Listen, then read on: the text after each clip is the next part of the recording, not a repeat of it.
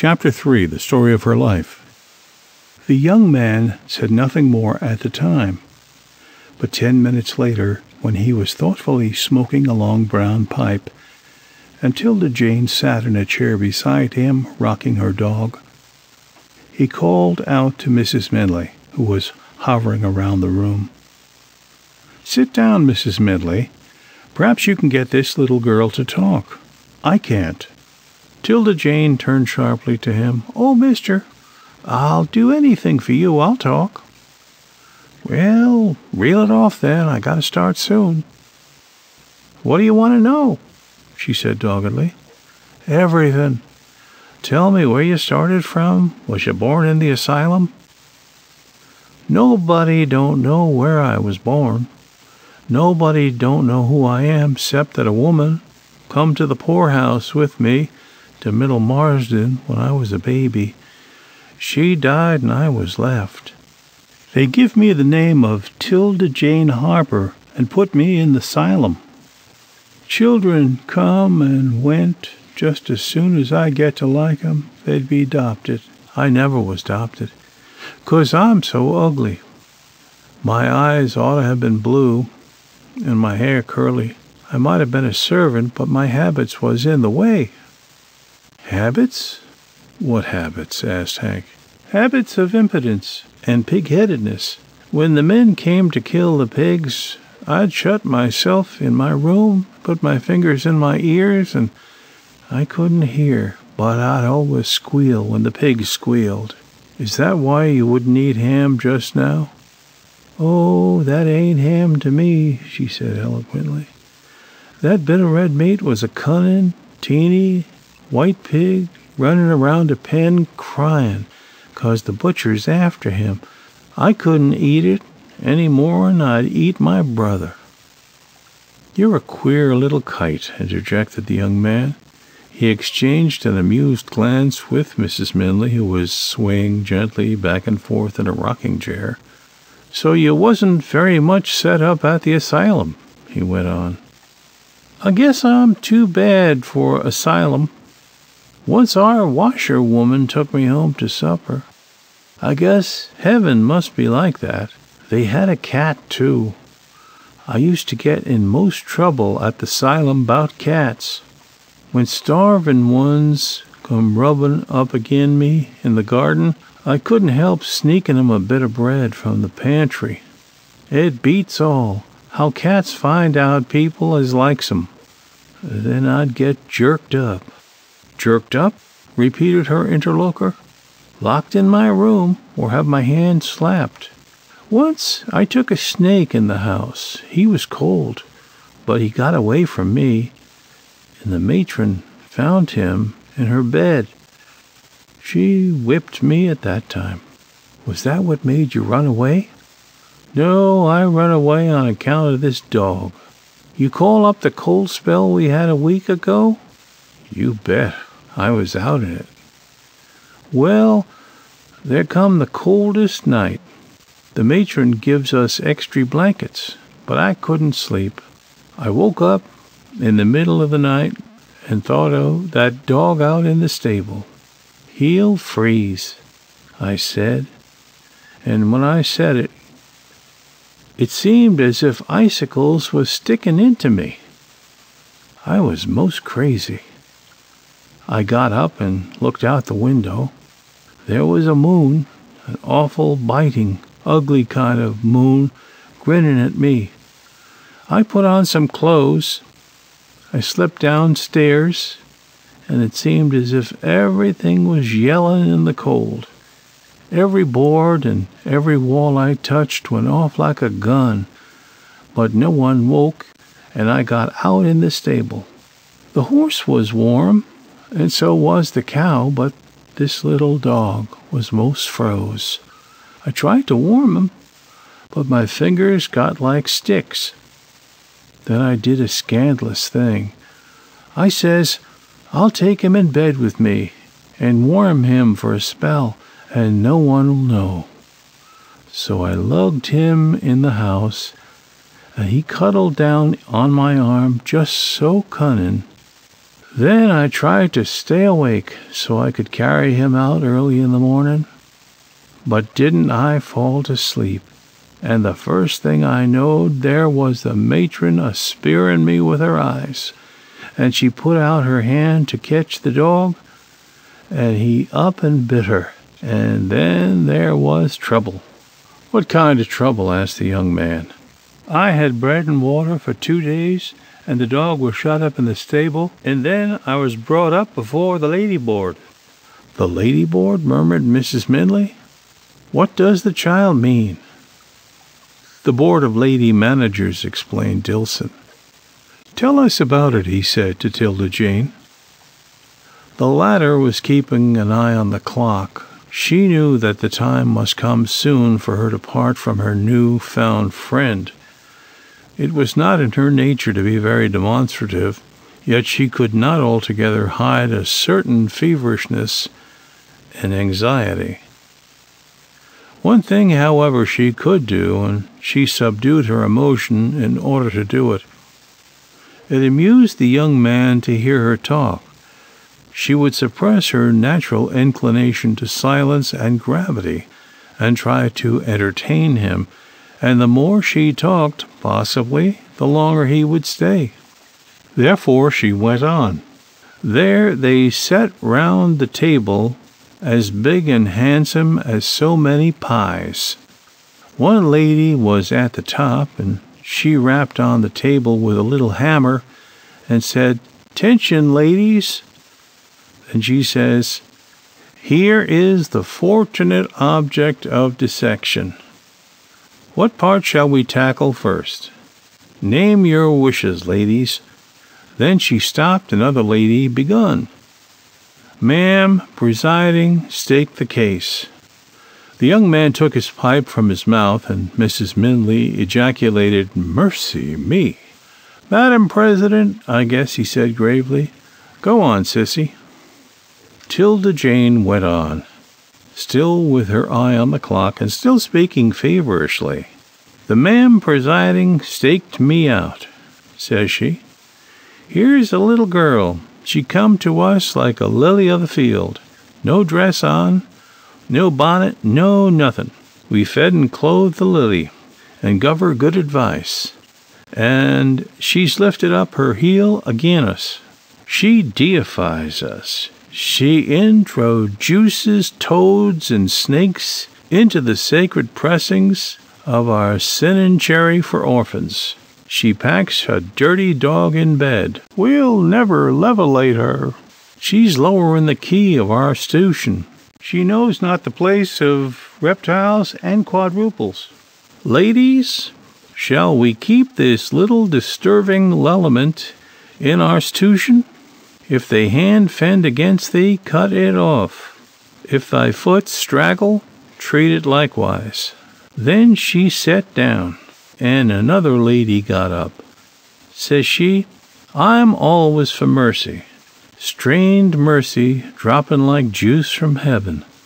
If this little girl is turned inside out, she'll be a bright and shining star.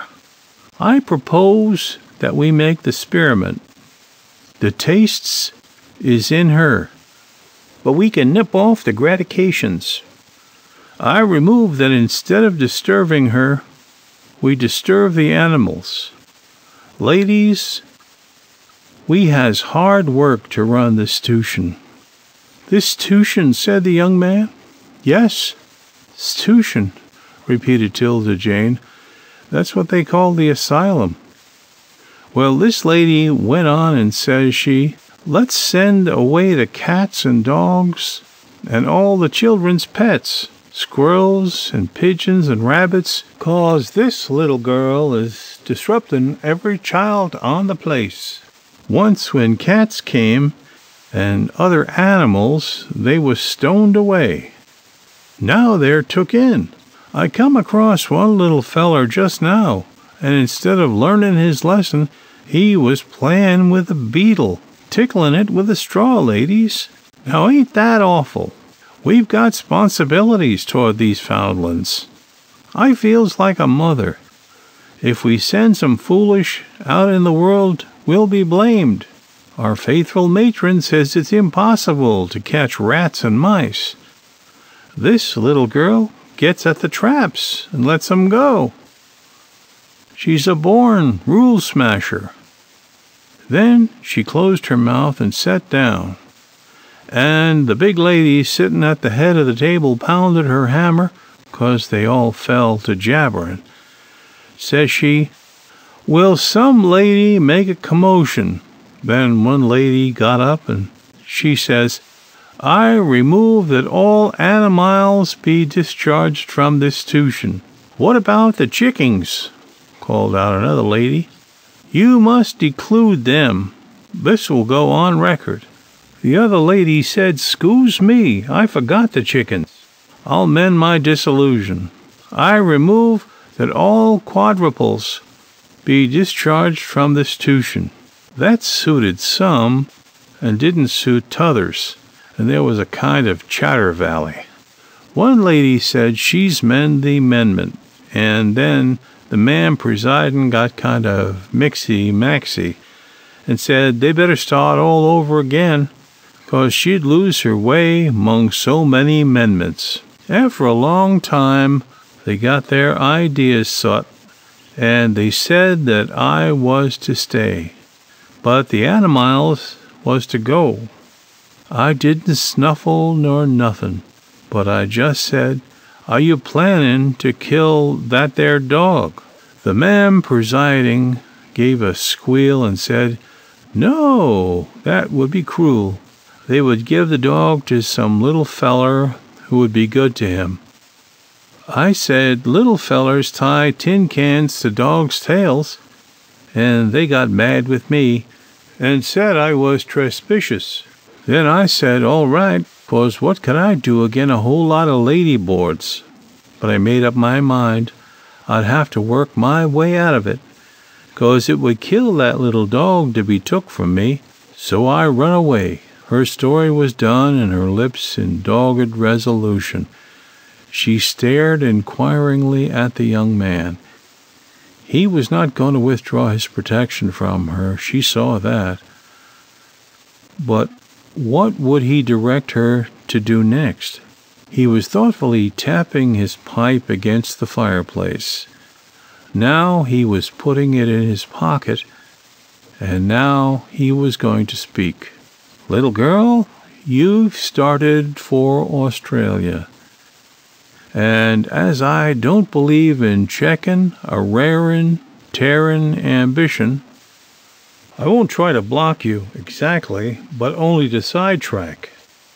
You can't go to Australia bang off. It's too far, and you haven't got the funds. Now I'll make a proposition. I've got an old father, most as cranky as that there dog. I guess if you're so long sufferin' with the animal, you'll be long sufferin' with the human. He needs some tidy body to keep his house trigged up and to wait on him, 'cause he's lame. He has an everlasting wrastle to keep a housekeeper on account of this same flashlight temper. But I guess, from what I've seen of you, that you could fix him, and you'd have a home which you seem to hanker for, and you could have some money and start for Australia when you put enough flesh on those bones to keep you from blowing away into the sea and getting lost.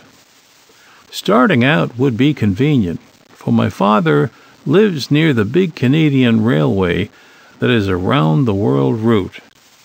You can step aboard the cars, go to the Pacific, board a steamer, and go on your way to Australia. What do you say? Is it a bargain?" 'Tilda Jane sat like a statue. The firelight danced behind her little grave profile that remained unchanged, save for the big tears rolling slowly and deliberately down each thin cheek and dropping on the faded dress. Only the tears and the frantically clasped hands betrayed emotion. "I guess it's a go," said the young man kindly. "Here's my father's address." And getting up, he handed a card to her. "Hobart Dillson, Ciscasset, Maine. I've got to make tracks now. But Mrs. Minley here will put you on the train that comes by here in the morning, and all you have to do is sit still in it till you hear the conductor holler, 'Ciscasset.' Then you hustle out and ask someone where Hobart Dillson lives. When you get there, don't shake if he throws a crutch at you. Just tell him you've come to stay and I'm going to pay extra for it. That'll cool him, 'cause he had to pay a housekeeper out of his own allowance up to this. The old boy and I don't rub along together very sweet, but he knows the size of a dollar every time." 'Tilda Jane choked back the suffocating lump in her throat and gravely rose to her feet. "Sir, I'm as much obleeged to you as—" Here she broke down. "As you ought to be. Don't mention it. I'm happy to make your acquaintance. So long." And he politely held out 2 fingers. A vague terror seized the little girl. He had arranged everything for her, and yet she had never since her escape felt so paralyzed with fear. Her beseeching eyes sought Mrs. Minley's face. The landlady was smiling graciously at her, but the little girl's heart sunk. Quite unknown to herself, she was a sharp reader of character. She was losing her best friend in the fat young man. "Take me with you," she gasped, suddenly clinging to his hand. "Can't do that, sissy. I'm going back into the settlements. Bad roads, scattered houses. You'd freeze stiff. Better stay here with Mrs. Minley. I'll run up to Ciscasset by and by to see you." 'Tilda Jane drew back in sudden, steely composure. She was ashamed of herself. "I'm crazy," she said shortly. "You've done enough for me now. I'll take care of your father if he gets mad 50 times a day." Already she felt a sense of responsibility. She drew herself up with dignity and in sad, composed silence watched the young man leave the room and the house. When the last faint sound of his sleigh bells had died away, she gave up her listening attitude and turned patiently to Mrs. Minley, who was saying with a yawn, "I guess you'd better go to bed." 'Tilda Jane walked obediently toward her room, and Mrs. Minley, seating herself on a chair in cold curiosity, watched her undress. When the little girl knelt down to say her prayers, a feeble smile illuminated the woman's face. However, she was still listless and uninterested until the latter portion of the petition. "O Lord," 'Tilda Jane was praying earnestly, almost passionately, "forgive me for all this sin and iniquity. I just had to run away. I couldn't give up that little dog that thou didst send me. I'll live square as soon as I get taken care o' that old man. Bless the matron and make her forgive me, and bless all the lady boards, Miss Grannis specially, 'cause she'll be maddest with me. Keep me from telling any more lies. Amen." When 'Tilda Jane rose from her knees, Mrs. Minley's breath was coming and going quickly, and there was a curious light in her eyes. "Mrs. Grannis, did you say?" she asked shortly. "Mrs. Grannis over Beaver Dam way?" "Yes, ma'am." "What has she got to do with the asylum?" "She's the fust lady board. She sits behind the table and pounds the hammer." "And she'll be maddest with you?" "Yes, ma'am. She says children has too much liberties." "Hurry into bed," said Mrs. Minley briefly, and taking up the lamp, and without a word of farewell, she disappeared from the room. 'Tilda Jane cowered down between the cold sheets. Then she stretched out a hand to touch the precious bundle on the chair by her bed, and then she tried to go to sleep. but sleep would not come. End of chapter 3 of 'Tilda Jane.